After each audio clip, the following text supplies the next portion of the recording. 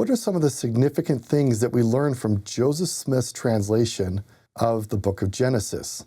As we get into 1831, Joseph Smith, despite a lot of interruptions because of traveling from New York to Ohio and helping to manage the growth of the church, he's working on the command God had given him to translate or provide understanding about the Old and New Testament. And at this point, Joseph Smith had worked his way up through about Genesis chapter 24. I'd like to pause, though, for a few minutes to look at what we learn from Genesis chapter 14, verses 26 to 40. Melchizedek was a man of faith who wrought righteousness. And when a child, he feared God, meaning he respected God, and stopped the mouths of lions and quenched the violence of fire. And thus, having been approved of God, he was ordained an high priest after the order of the covenant which God made with Enoch. In verse 33, and now Melchizedek was a priest of this order. Therefore he obtained peace in Salem and was called the Prince of Peace.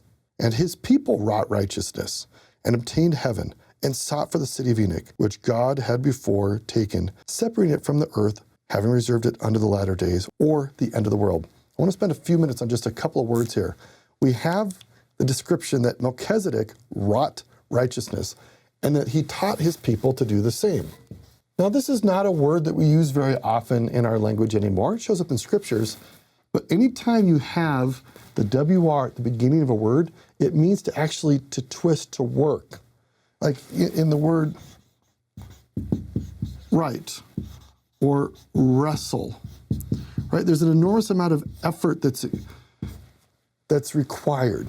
And you might think about Enos in the Book of Mormon, who wrestles before God so he can have salvation and have a remission of his sins. To wrought righteousness means actually it's a lot of effort and work. It's not that it just comes easily and simply. And I love this message that Melchizedek he is one who wrought righteousness, and he helped his people do the same. And then they became known as the people of Salem. You might be familiar with the Hebrew word shalom or the Arabic word salam. They come from the same word.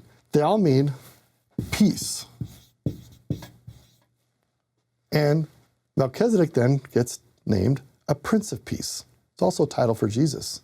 And it's interesting, there's a proposal that even the city Jerusalem, which seems to be in the same location, you have Salem in the name of Jerusalem. And the word Jeru actually might come from the ancient word that means city of. So it'd be city of peace. And then what I love the most is the meaning of Melchizedek's name. We often talk about the power of God using the title Melchizedek priesthood.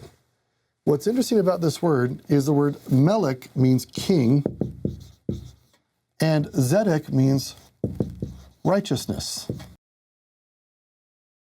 Melchizedek became a king of righteousness, and his people became people of righteousness.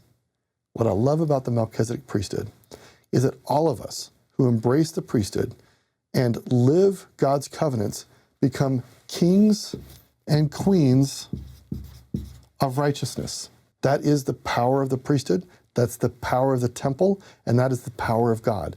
So anytime you are reminded or hear the word Melchizedek, it's not just about him, and it's not simply only about also God's power, but it's also an invitation to remind us that through God's power, we can become kings and queens of righteousness. And we do so by trusting in God and working righteousness.